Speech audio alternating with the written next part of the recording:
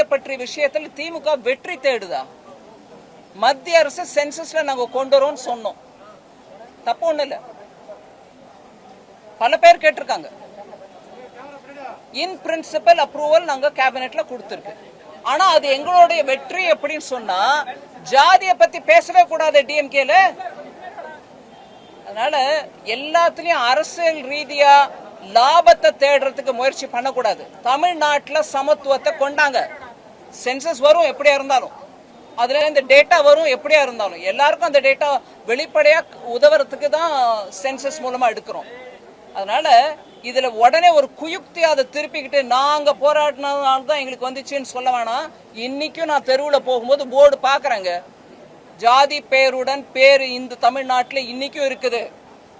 ஜாதி விவகாரத்துல இன்னைக்கும் கழிவு, மனித கழிவை குடிநீர்ல சேர்க்கறது இந்த தமிழ்நாட்டில் தான் நடந்திருக்கு. எங்கேயும் நம்ம கொஞ்சம் ஒரு விதமா நாங்க நல்லா முன்னேறிட்டு இருக்கோம், வடக்குல சில ஸ்டேட்ஸை பாருங்க முன்னேறல அப்படின்னு சொல்றாங்களே, அந்த ஸ்டேட்ல கூட இந்த மாதிரி மனித கழிப்பை கொண்டு போய் தண்ணியில குடிக்கிற தண்ணீரை சேர்க்கல.